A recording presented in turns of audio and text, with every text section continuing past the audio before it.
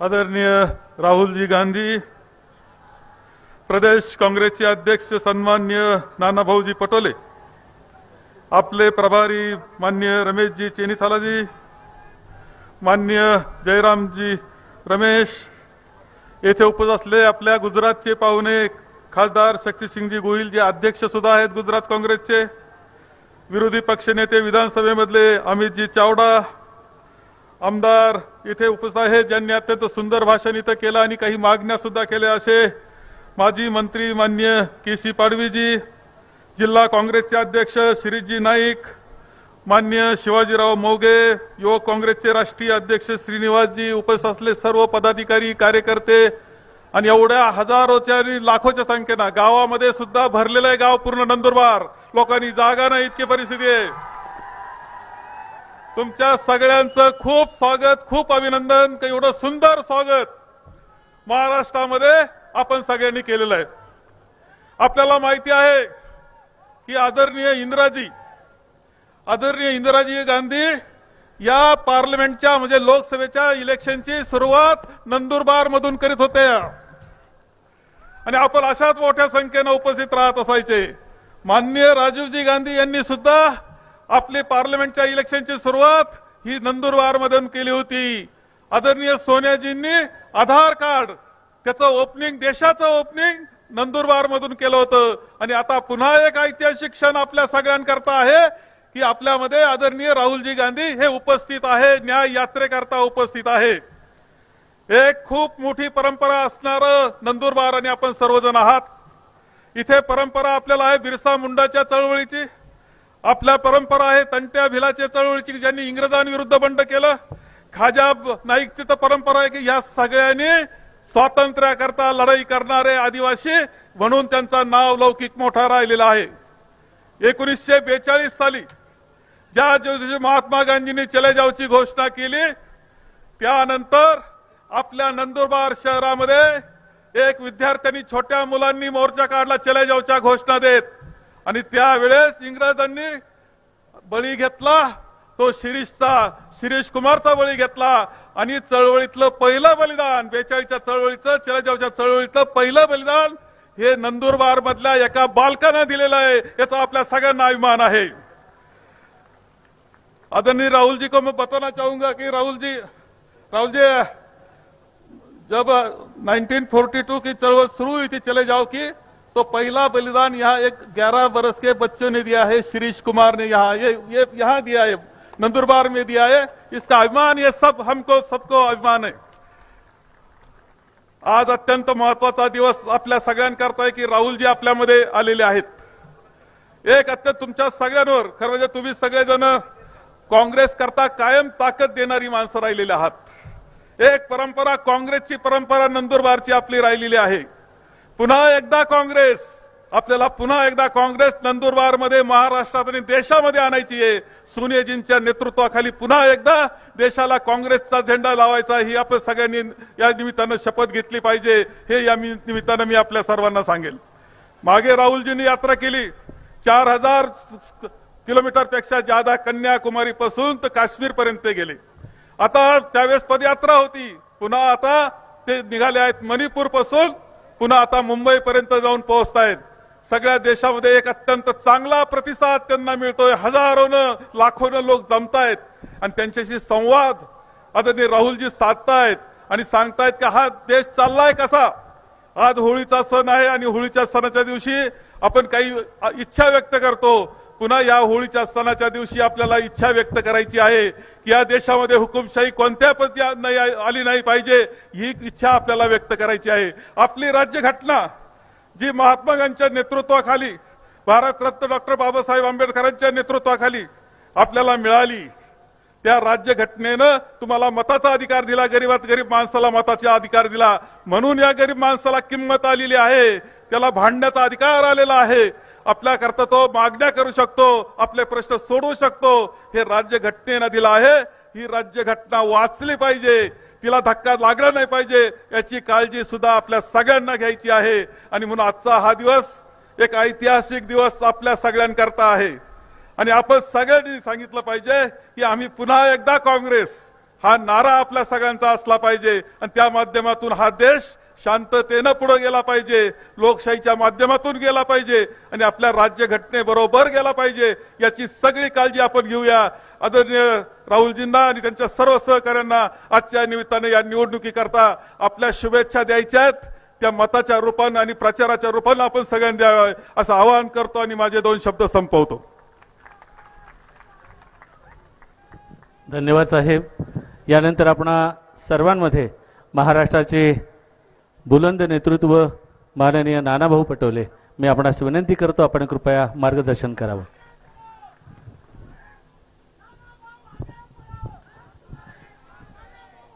राहुल जी आगे बढ़ो, राहुल जी आगे बढ़ो.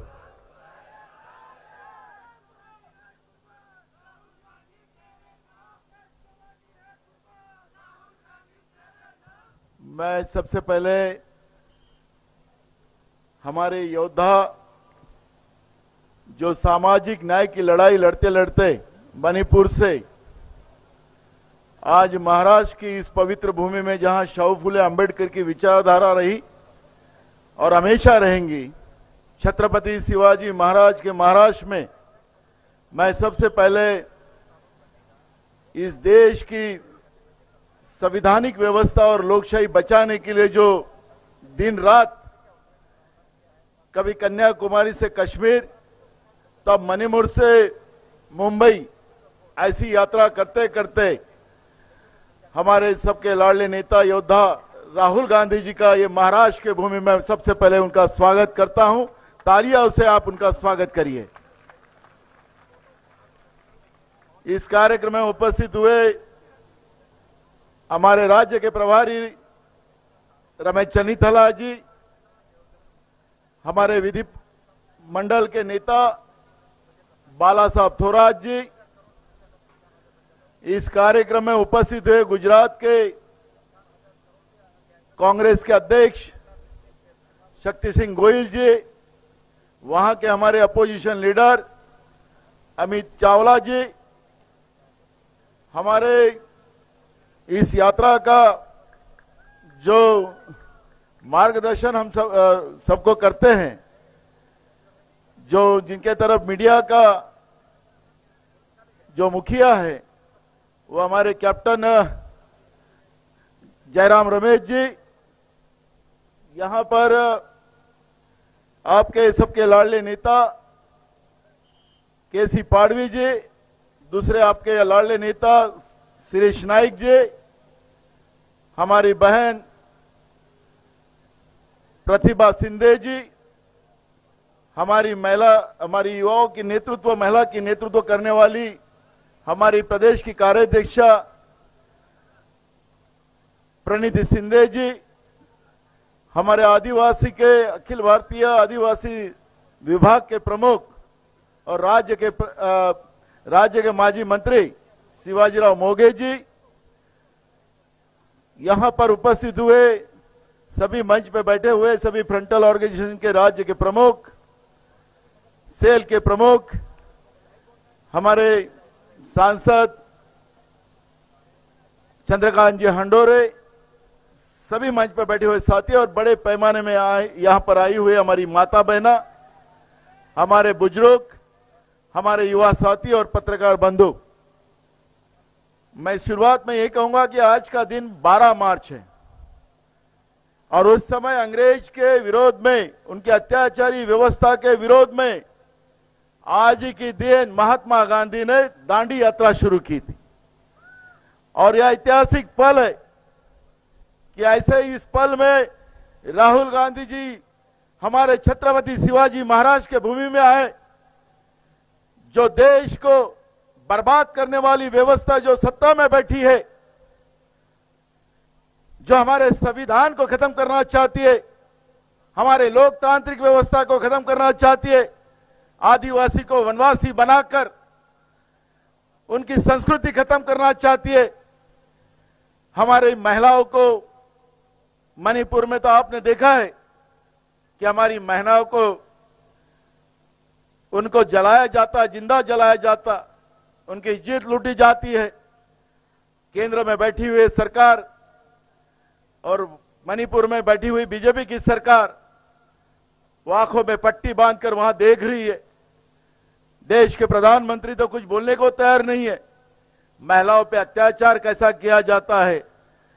महिलाओं का सम्मान हमेशा हमारे देश ने किया है, लेकिन ये अत्याचारी व्यवस्था जो देश में बैठी है उसका जवाब उनसे लेने के लिए राहुल गांधी जी पार्लियामेंट में हो या सड़क पे हो वो लड़ाई लड़ते हैं। महाभारत में भी और रामायण में भी दो बातें अपने को आपको सबके सामने आती है। रामायण में सीता जी का अपमान किया गया, महाभारत में द्रौपदी जी का अपमान किया गया। जिन लोगों ने अपमान द्रौपदी जी का किया, सीता माई का किया, वो बर्बाद हुए। वो कभी भी पावर में नहीं आ सके। वैसे ही आज देश की सरकार, मणिपुर में बैठी हुई बीजेपी की सरकार, राज्य में बैठी हुई बीजेपी की सरकार, वो हमारे महिलाओं पे बार बार अत्याचार कर रही है। वो हाल, वो हश्र जो कौरव का हुआ था, जो हश्र रावण का हुआ था, वही हश्र बीजेपी का हुए बगैर रहेगा नहीं। ये मैं आदिवासी की भूमि से बात करता हूं। और इसलिए जो होली जलाई गई यहां पर, होली के इसमें जो अभी हमारे केसी जी बता रहे थे कि जो गिरने के बाद उसको एक ही झटके में तोड़ना पड़ता है और तिरछा तोड़ना पड़ता है। केसी तो बोला मैं तो डरता हूं कि नहीं टूटा तो गलत हो जाएगा। राहुल जी ने हाथ में लिया और एक झटके में तोड़ दिया। तो इसका मतलब है कि देश में इंडिया अलायंस की सरकार राहुल जी के नेतृत्व में अब बनने जा रही है, इसमें कोई दो मत नहीं है। ये तो आगाज है, ये तो आगाज है, अभी तो शुरुआत हुई है। महाराष्ट्र में राहुल जी का कदम आने के बाद ये शुरुआत हुई है कि आगाज है, और अब अंजाम कितना अच्छा होगा इसका अंदाज आप बना लीजिए। और मैं ज्यादा समय न लेते हुए माझ्या महाराष्ट्रातल्या सगळ्या जनतेला, कारण की आजचा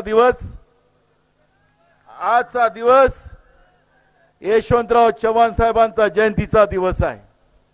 म्हणजे इतकं चांगला योगायोग आमचे योद्धा राहुल गांधीजी आमच्या महाराष्ट्रात आल्यानंतर ज्यांनी या राज्याचं मंगल कलश ज्यांनी ठेवलं, त्या यशवंतराव चव्हाण साहेबांची जयंतीचा दिवस आजचा आहे।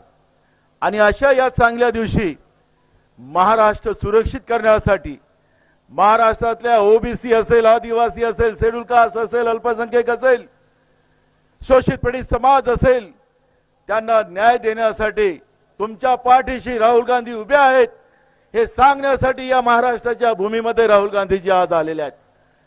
आणि महाराष्ट्राचा मंगल कलश यशवंतराव चव्हाण साहेबांनी ज्या पद्धतीने उभा केला, महाराष्ट्र प्रगतीकडे नेलं काँग्रेसच्या राजवाटीत, आज जे लोक सत्तेमध्ये महाराष्ट्राचे आहेत ते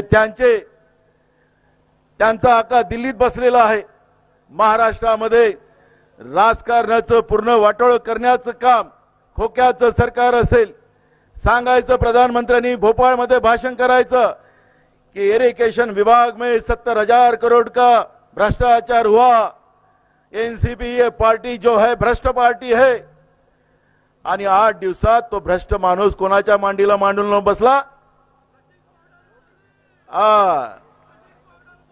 आणि त्यांच्या मांडीला लावून, म्हणजे हे भ्रष्टाचारी सरकार राज्यात, त्याचप्रमाणे राज्याचा मुख्यमंत्री तोच खोका आणि बोका।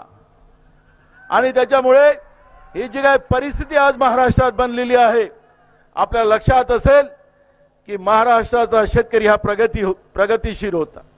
महाराष्ट्र में राहुल जी, मैं आपको बताना चाहता हूं कि सबसे ज्यादा महाराष्ट्र में किसानों की आत्महत्या आज हो रही है, केंद्र की गलत नीतियों का वजह, और राज्य की ये जो सरकार है किसानों के साथ नहीं है, किसान आत्महत्या करे ये व्यवस्था महाराष्ट्र में बना के रखी है। और ये किसान विरोधी सरकार केंद्र की हो, नरेंद्र मोदी की सरकार हो, या राज्य की भाजपा प्रणीत सरकार हो, ये किसान विरोधी है। बेरोजगारों को तो बेहाल है। जैसे भी आपको मैं राहुल जी कहना चाहूंगा कि आप यूपी में भी थे, यूपी में जैसे व्यापन घोटाला जैसे पेपर लीक करने की जो मामला है वो महाराष्ट्र में भी है। यहां पर हमारे पढ़े हुए लड़के लड़कियां, उनके माँ बाप बड़े परिश्रम से अपने बच्चों को पढ़ाया, नौकरी लगेंगी।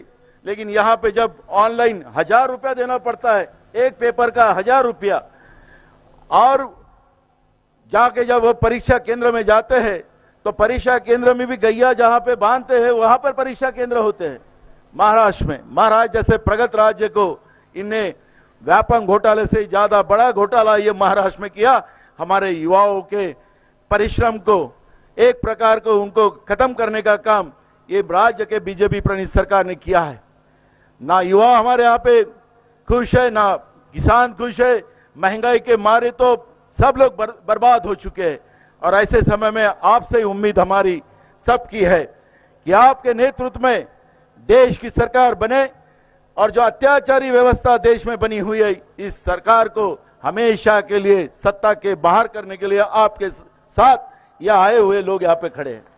और मैं इसलिए आप लोगों का बड़े तहे दिल से स्वागत करता हूं। ये बड़े धूप में आप राहुल जी को आशीर्वाद देने यहां पर आए। जिस प्रामाणिकता से, समर्पण से राहुल गांधी जी मणिपुर से, मैं खुद मणिपुर गया था जब यात्रा की शुरुआत हुई।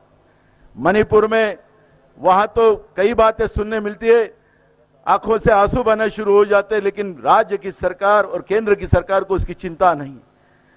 हर दिन एक महिलाओं को चौक में ऐसा फांसी लगाया जाता है, उसको निवस्त्र किया जाता है, सरकार कुछ नहीं बोलती वहां ना। मणिपुर में वो भी आदिवासी महिला है।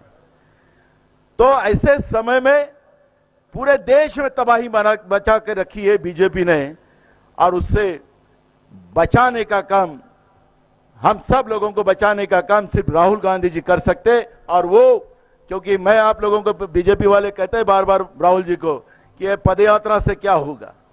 मैं आपको बताना चाहता हूं कि भगवान श्री राम भी हो, वो भी वनवास में 14 साल थे, उनको भी पैदल ही चलना पड़ा था।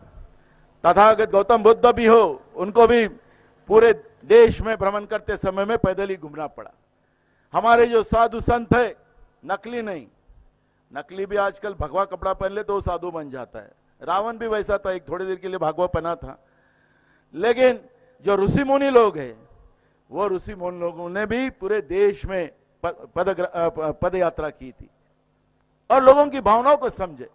हमारा देश कैसा अच्छा बने, लोगों की भावनाओं को समझकर उस तरह की नींव उन लोगों ने रखी थी।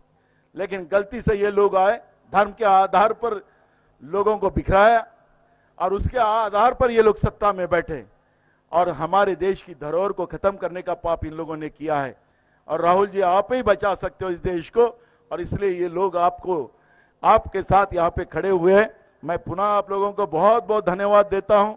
और एक बात मैं, ये हमारा नंदुरबार है राहुल जी, यहाँ का सांसद जब भी कांग्रेस पार्टी का पंजे पे चुन के आया तो केंद्र में सरकार कांग्रेस की बनी है। और मैं आपसे वादा करता हूं राहुल जी, मैं करूं वादा राहुल जी से, कांग्रेस का सांसद यहां से चुन के देंगे ना आप, तो राहुल जी यहां का सांसद कांग्रेस का चुन के जाने के बाद केंद्र में सरकार भी कांग्रेस और इंडिया अलायंस की बनेगी। मैं आपसे अभी से वादा करता हूं। और मैं पुनः आपको धन्यवाद देता हूं, आपको सुनने के लिए आए। मैं आपका पुनः स्वागत करता हूं और मेरे 2 शब्द पूरे करता हूं।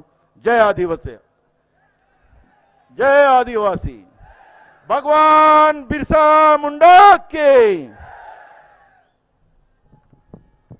धन्यवाद नाना भाऊ। यानंतर आपल्या महाराष्ट्राचे प्रभारी माननीय रमेश जी, मैं इन शब्दों के साथ राहुल जी को यहाँ पर निमंत्रण दे रहा हूं कि वो खुलूस और मोहब्बत करके चलता है, कि वो खुलूस और मोहब्बत करके चलता है, वो सबको गले लगा के चलता है, कि उसके बड़प्पन का अंदाज बयां करे तो कैसे, कि वो आजमा है फिर भी सर झुका के चलता है, फिर भी सर झुका के चलता है।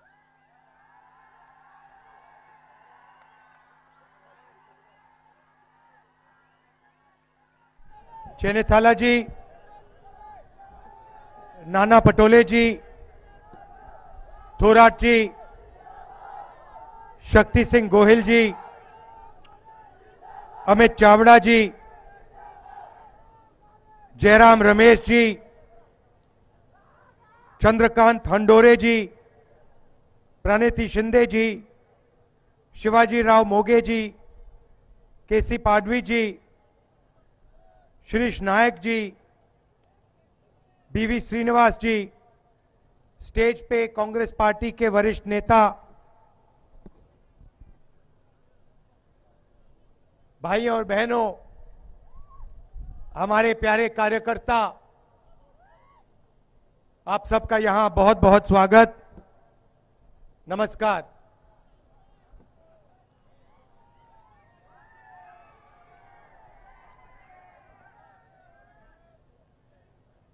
आपकी जो होली है उसके लिए आप सबको बहुत बहुत बधाई।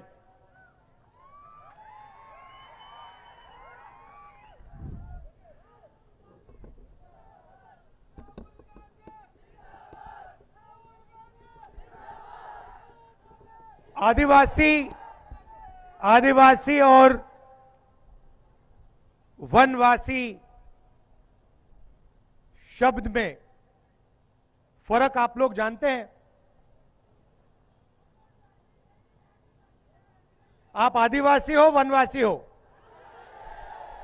तो आप कहते हो कि हम आदिवासी हैं, इसका मतलब क्या है? हां,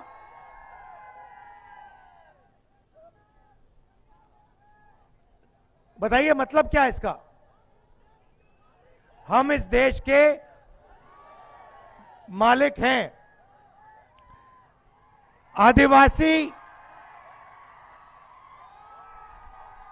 आदिवासी शब्द का मतलब देश के ओरिजिनल मालिक। यहां पे जब कोई नहीं था तो आदिवासी हिंदुस्तान में थे।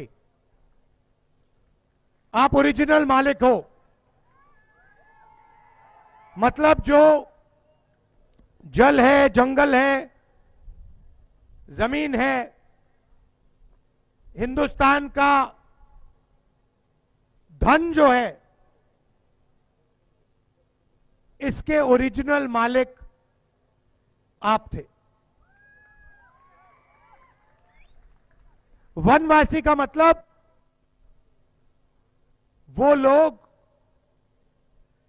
जो जंगल में रहते हैं। वनवासी और आदिवासी में फर्क यह है कि आदिवासी शब्द के साथ जमीन, जल और जंगल का अधिकार जुड़ा हुआ है। वनवासी शब्द में कोई अधिकार नहीं है। इसलिए बीजेपी आपको वनवासी कहती है और हम आपको आदिवासी कहते हैं।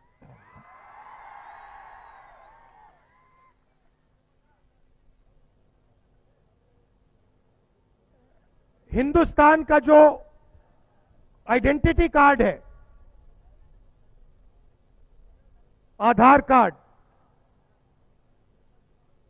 जिससे हिंदुस्तान के हर नागरिक को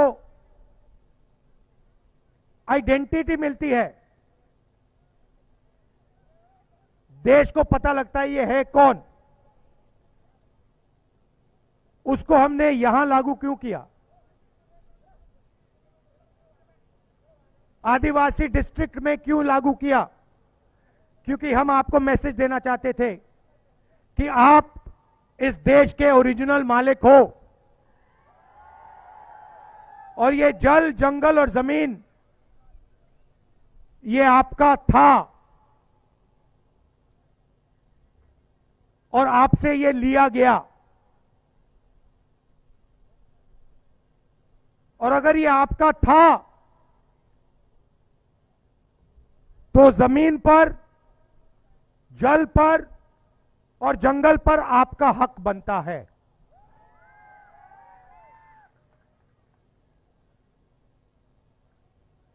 वनवासी का मतलब एक बार हिंदुस्तान में जंगल खत्म हो जाए तो फिर आदिवासी कहीं के नहीं रहेंगे। बीजेपी आपसे कहती है आप वनवासी हो, कहती है ना, और फिर जंगल को, वन को खत्म करती रहती है, अदानी को देती जाती है। आस्ते आस्ते सारा का सारा जल, जंगल, जमीन जो है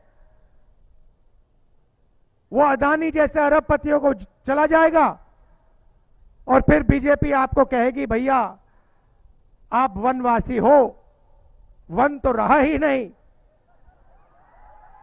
तो आप जाके सड़क पे आप लोग भीख मांगो, मजदूरी करो। देश आपका नहीं है। आप जानते हो नरेंद्र मोदी जी ने हिंदुस्तान के सबसे बड़े 20-25 अरबपतियों का कितना कर्जा माफ किया है? आप जानते हो? कोई बता सकता है मुझे? बोलो बोलो ना। कितना? 16 लाख करोड़ रुपए अरबपतियों का। अब मुझे बताओ नरेंद्र मोदी ने आदिवासियों का कितना कर्जा माफ किया है? 1 रुपया आपका माफ किया है? आदिवासी किसानों का 1 रुपया माफ किया? मजदूरों का 1 रुपया माफ किया? किसी आदिवासी युवा जिसने कॉलेज के लिए, यूनिवर्सिटी के लिए लोन लिया, उसका कर्जा माफ किया? नहीं। मगर जिनको कर्जा माफी की जरूरत नहीं है उनका 16 लाख करोड़ रुपया उन्होंने माफ किया।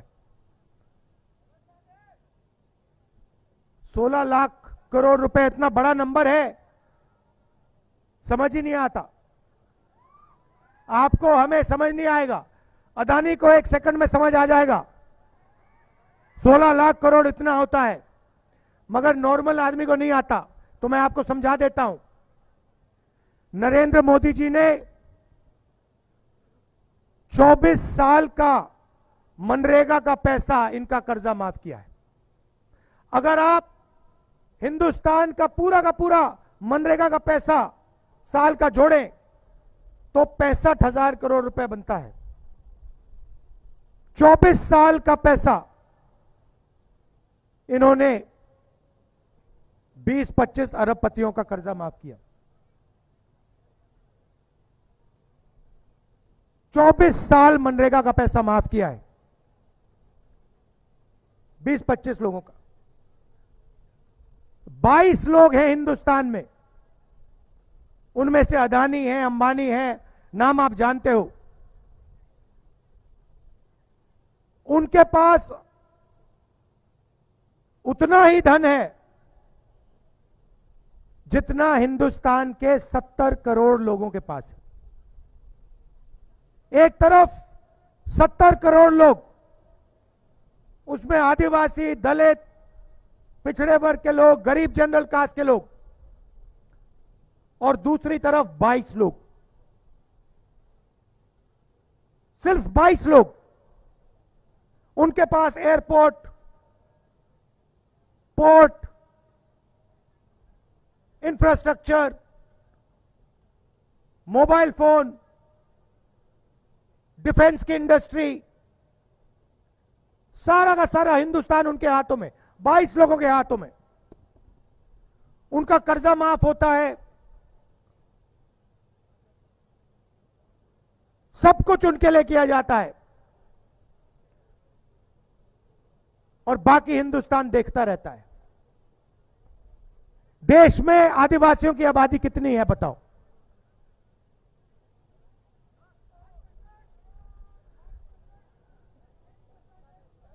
कितना? 8%। तो सवाल भागीदारी का है और कोई सवाल नहीं है। आपकी आबादी 8%, क्या आपकी भागीदारी 8% है? मैं आपको बताता हूं आपकी भागीदारी के बारे में। ये मीडिया वाले बैठे हैं, कैमरा लिए।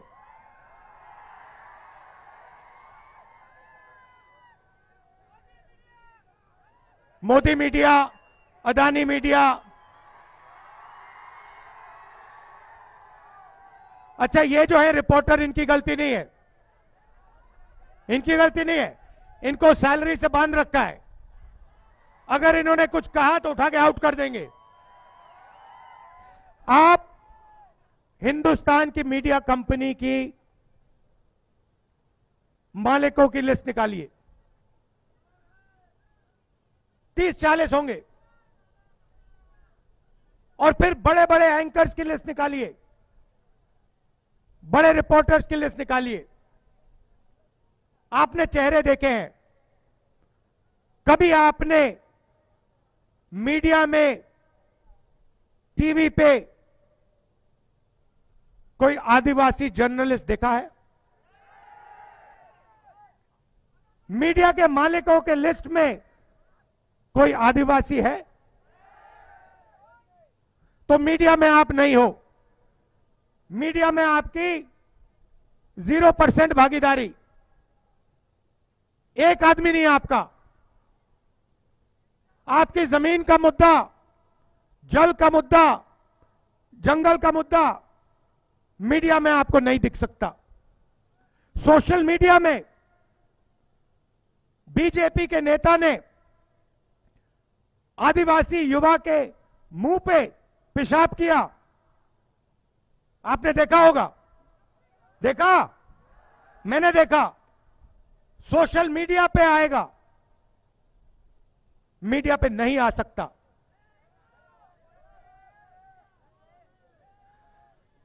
ठीक है, आप कहोगे भैया मीडिया में हम नहीं चाहते भागीदारी। मैं कहता हूं होनी चाहिए। शायद आप कहो नहीं, हमें नहीं चाहिए। चाहिए नहीं चाहिए? चाहिए।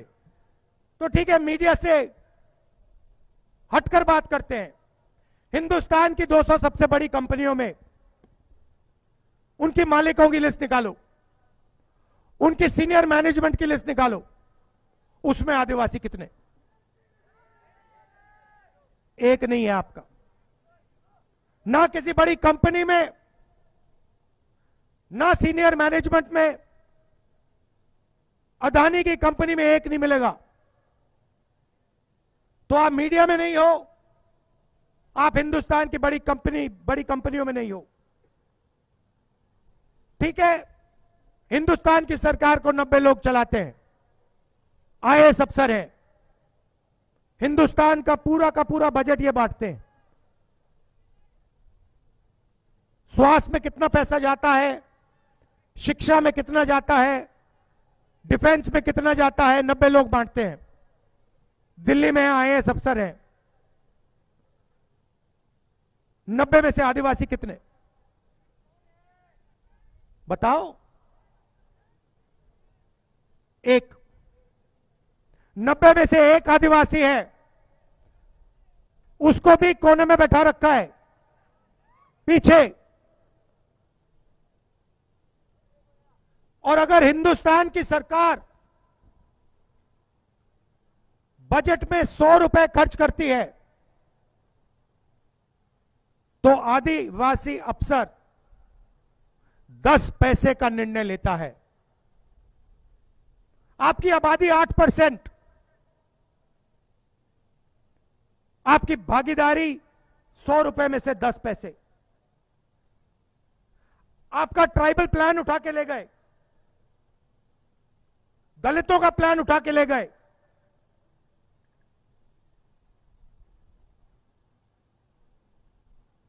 जहां भी देखो हिंदुस्तान में आपके खिलाफ अन्याय हो रहा है। जमीन किसकी जाती है? आदिवासी की जाती है। बड़े बड़े प्रोजेक्ट्स बनते हैं। अभी मैं गुजरात से आया। गुजरात की 25% जमीन, पूरे गुजरात की 25% जमीन अक्वायर कर ली। अक्वायर कहां से हुई? किसकी जमीन अक्वायर हुई? आदिवासियों की, दलितों की, पिछड़ों की।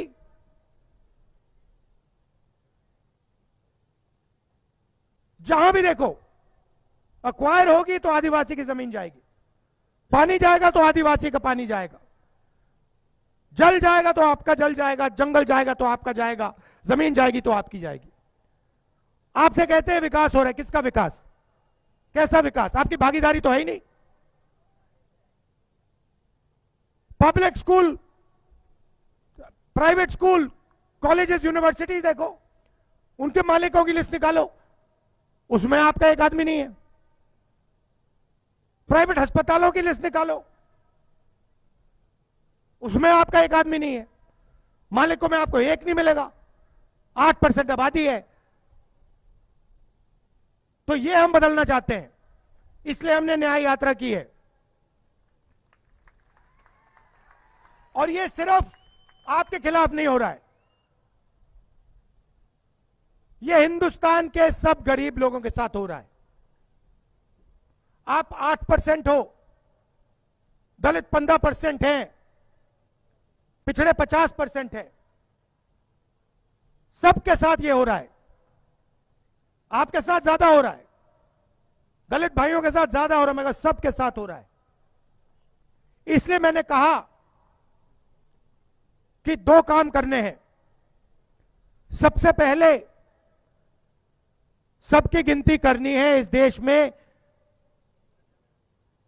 किस वर्ग के कितने लोग हैं। आदिवासी कितने हैं, दलित कितने हैं, वो 8% है, मगर उसका पक्का पता लगाना है। 8% है, 10% है, 12 है, कितने हैं, तो सबकी सबसे पहले गिनती करनी है। उसके बाद गिनती करने के साथ इकोनॉमिक और फाइनेंशियल सर्वे, यह पता लगाना है कि हिंदुस्तान की बड़ी बड़ी कंपनियों में, हिंदुस्तान की संस्थाओं में, हिंदुस्तान की सरकारों में, प्राइवेट अस्पतालों में, ब्यूरोक्रेसी में आदिवासियों की कितनी भागीदारी है। क्या 8% है या नहीं है? और अगर नहीं है तो फिर 8% कम से कम होनी चाहिए और होगी।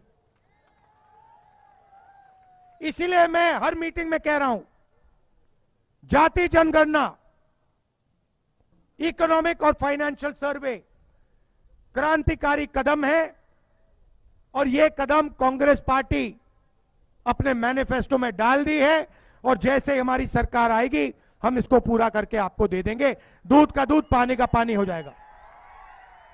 चोट लगती है, डॉक्टर के पास जाते हो, पहले कहते हो भैया चोट लगी, डॉक्टर कहता है एक्सरे कराओ, कहता नहीं कहता है? हम हिंदुस्तान का एक्सरे कराना चाह रहे हैं। हमें मालूम है कि आदिवासियों को, दलितों को, पिछड़ों को, गरीब जनरल कास्ट के लोगों को चोट लगी है, सबको मालूम है। अब पता लगाना है कितनी चोट लगी है और किसको लगी है। एक्सरे कराना है, एमआरआई कराना है। यही है जाति जनगणना, इकोनॉमिक सर्वे, फाइनेंशियल सर्वे, इंस्टीट्यूशनल सर्वे। दूसरा वायदा हमने किया, किसानों को लीगल एमएसपी, कानूनी एमएसपी, कम से कम दाम गारंटी करके कांग्रेस पार्टी हिंदुस्तान के किसानों को देने जा रही है।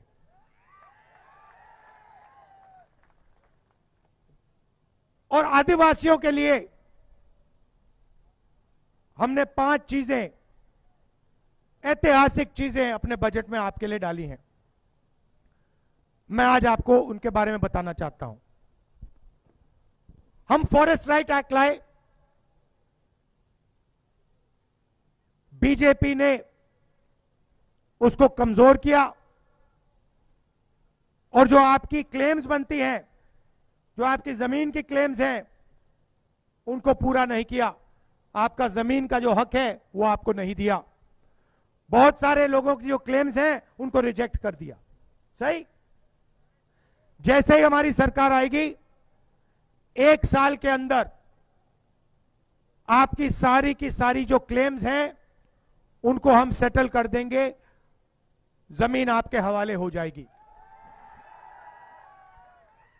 और जो क्लेम्स आपकी रिजेक्ट की गई हैं, जो गलत तरीके से रिजेक्ट की गई हैं, उनको रिव्यू करके 6 महीने में हम कार्रवाई आपको दे देंगे।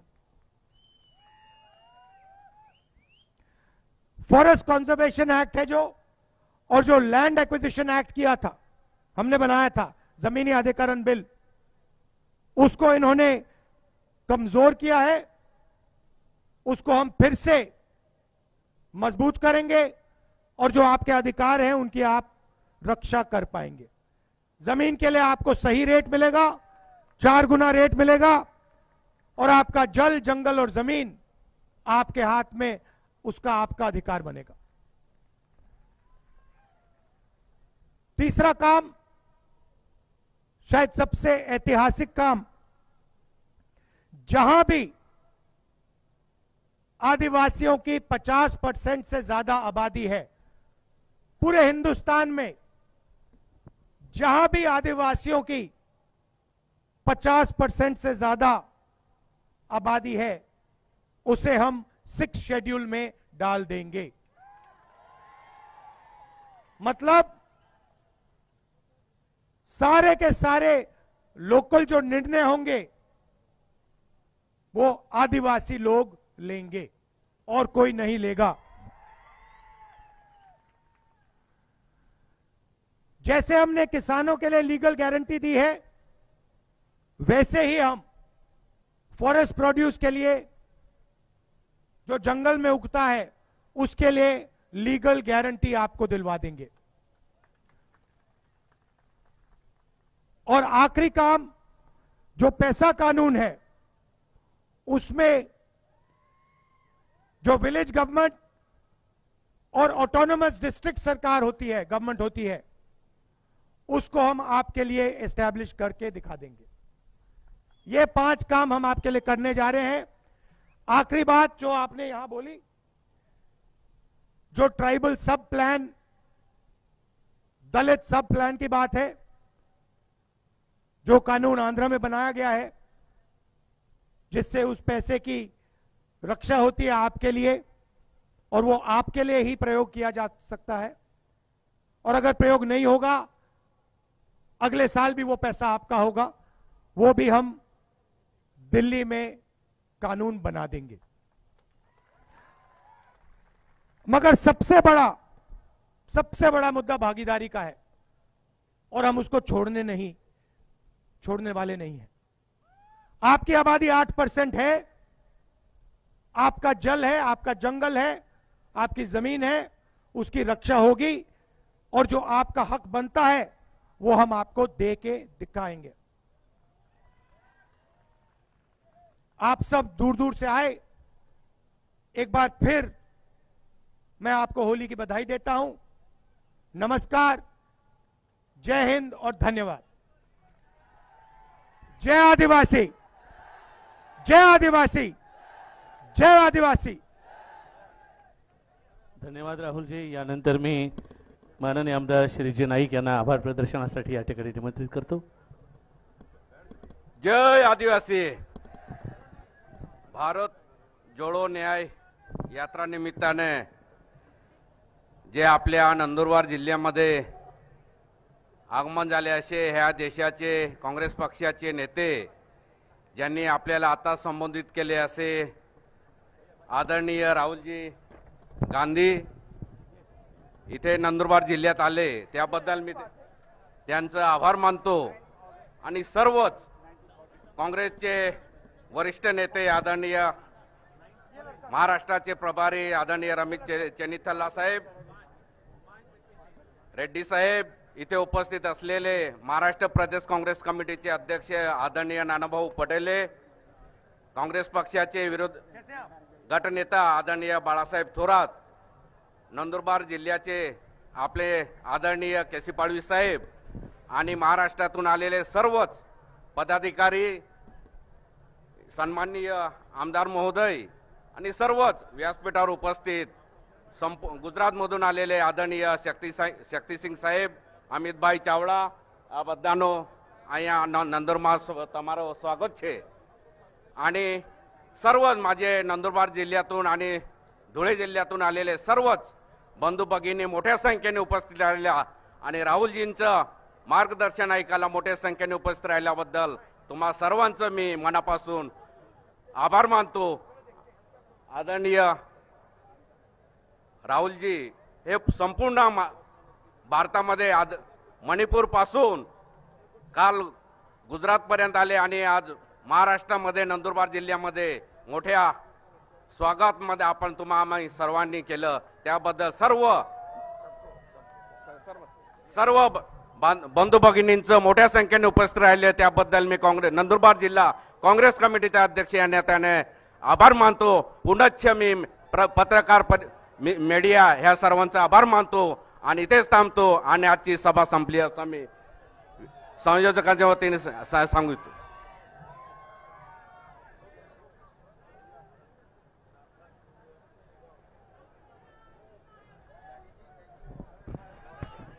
जोड़ो जोड़ो जोड़ो जोड़ो